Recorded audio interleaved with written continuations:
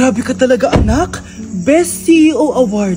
Deserve mo talaga yun. Thank you, Nay. Grabe ka na talaga, anak. Iba ka na. Oh, tara na. Naghihintay na yung mansion mo.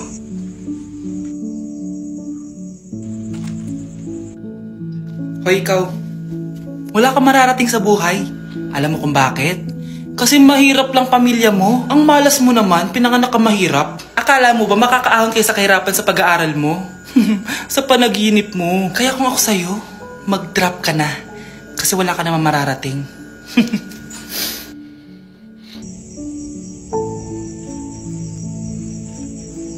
Tara na, Nay. Bes, kailangan kita! Oh, Bes, paano ka na naman? Kasi feeling ko may iba na si Michael. Sige pa, Bes. Ano pa? Tapos sinasabihan niyang maganda yung ibang babae. Pagdating sa akin, sinasabi niya, oily na daw ako. Tapos mukha na daw ako zombie. Oh, talaga? Ano pa? Bes, ano ba? Nakikinig ka ba talaga sa akin? Totoo naman mukha kang oily at zombie, Bes. Gamitin mo kaya tong Mugwort Clay Stick ng Skintific. Bes, pag ginamit ko ba to, magiging sweet na ba ulit sa akin yung boyfriend ko? Aba, ewan ko sa boyfriend mo, Bes. Pero ang sigurado, magiging fresh at blooming ka dyan. Simula nung ginamit ko yung Mugwort Clay Stick, nawala yung redness na mukha ko. Nawala din yung mga blackheads ko. At di na ako oily. Dahil meron yang niacinamide, salicylic acid, at centella na nakakatulong sa ating skin. Wow, Bes, ang smooth na ng balat ko. Buti pa tong Mugwort Clay Stick. Love ako. Alam mo, Bes, sinabihan na kita dati pa na you deserve better. Tama ka, Bes. I know my worth now. Kaya deserve na deserve ko tong Mugwort Clay Stick ng Skintific. Ay, o nga pala, Bes, yung utang mo last week, nasan na? Ay, Bes, huwag ka muna dumagdag sa problema ko ngayon, pwede? Tsaka akin na to, ha? Bye-bye! Walang nga talaga yung babaeng yun. Grabe, face to face na. Be? Uy, Be! Miss you, Be! Miss you din! Nakita ko na naman yung plastic kong kaibigan. Pumangit ata siya lalo. Mas maganda ako sa kanya. Welcome back, students! Finally, makakapag face-to-face classes na tayo. Yay, face-to-face na! I miss you all, guys! Vince, gising! Face-to-face na! Face-to-face na? Akala ko neglas pa din. Be, alam mo ba si Nena? Balita ko daw may anak na yan. Oo, Sino Be! yung nagdadaldalan sa likod? Ay, sorry po, sir! Be, mag-mute muna tayo, ha? So, ang x plus 1 is equals to 2x plus square root of Ano daw? 91. Yes, Mr. Alarcon? Sir, nagalag po kayo. So, yun lang naman ang lesson natin for today. Maglabas kayo ng mga papel at mag-quiz tayo ngayon. Patay, mag-quiz na! Mag-google na lang ako. Tanga, walang Google dito. Good day, class. So, pwede na kayo mag-live sa Zoom. I mean sa classroom. Bye, guys. Parang wala po ata sa lesson natin yung number 5. Ay, wala ba? O sige, bonus na lang yan. Thank you, ma'am. Ma'am, wala po ata sa lesson natin yung number 5. Oh, ano gagawin ko? Puro ko kasi daldalan, kaya di mo alam. Ano? Favoritism si ma'am. May sinasabi ka? Ay, wala po. A few moments later. So, ganun lang siya kadali. Ma'am, pwede po pa-excuse? Sumasakit po yung puson ko eh. Sige, punta na lang sa clinic. May gamot doon. Sige po, ma'am. Nagets niyo ba, class? Ma'am, excuse po. Sumasakit po yung puson ko. Ang arte mo naman. Konting sakit lang. Excuse agad. Kapag di maganda, wag na mag-inarte. Kala mo naman ang ganda ni ma'am. Hello po, ma'am. Sorry po, absent ako kahapon. Nagkalagnat po kasi ako eh. Ganun ba? Sige, excuse na lang kita. Sige po, ma'am. Thank you po. Ma'am, excuse po. Nilagnat po kasi ako kahapon kaya di po ako nakapasok. Naku, tigilan mo ako Walang isang araw na lagnat. Ang sabihin mo, tamad ka pumasok. Ikaw nga, palagi ka nga di pumapasok eh. Anong sabi mo? Totoo naman, ma'am. May favoritism ka. Susumbong kita sa principal. Maniniwala ba ang principal sa'yo? Wala ka namang ebidensya.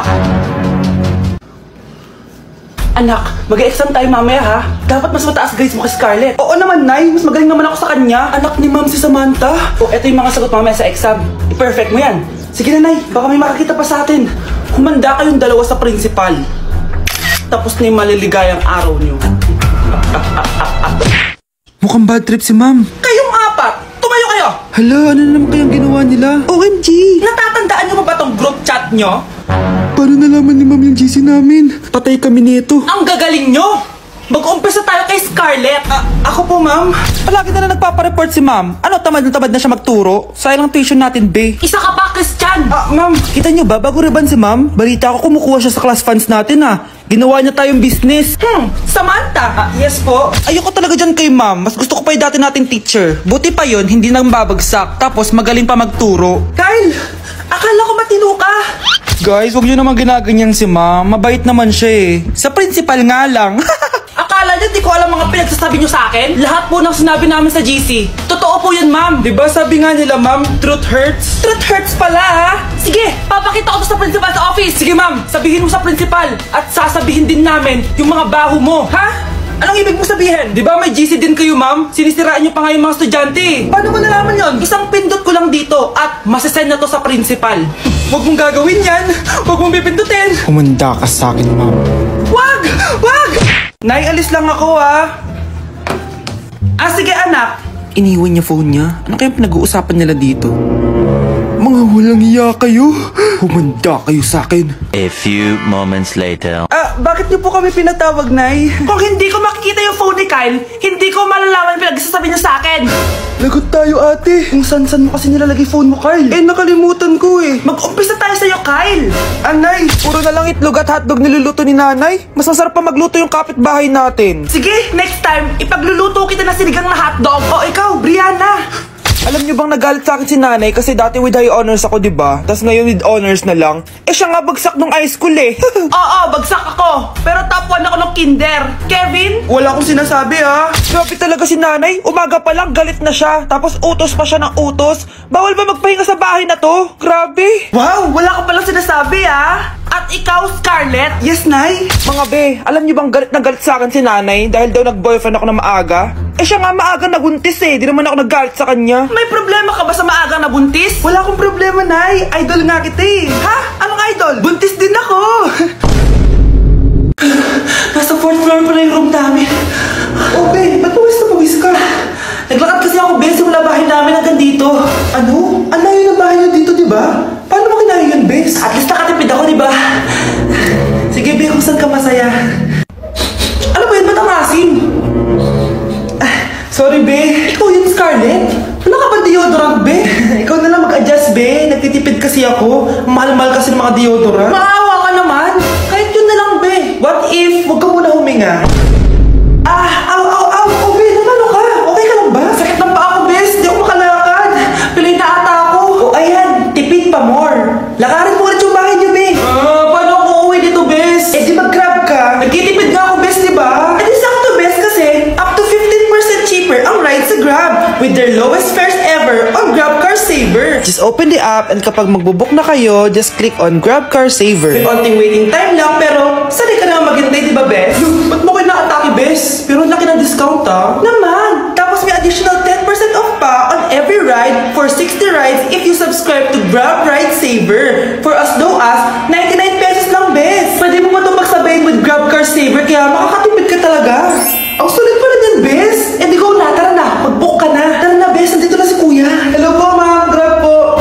Bes, sakay na! Kayo ata yung pila, hindi ako. Guys, sino kumuha na cellphone ko? Ilabas niyo na. Alinaw talaga ng bago kong phone. Hoy, Samantha! Cellphone ko yun, di ba? Akin na. For your information, binili to ng nanay ko. Tignan mo, 3 yung camera neto. Yung sa'yo 2 lang. Ew. Ay, eto pala. Sorry. Ba't wala dito yun? Lobat na ako. Guys, sino kumuha ng charger ko? Ayan, full charge na. Hoy, ba't nasa yung charger ko, ha? Anong sa'yo?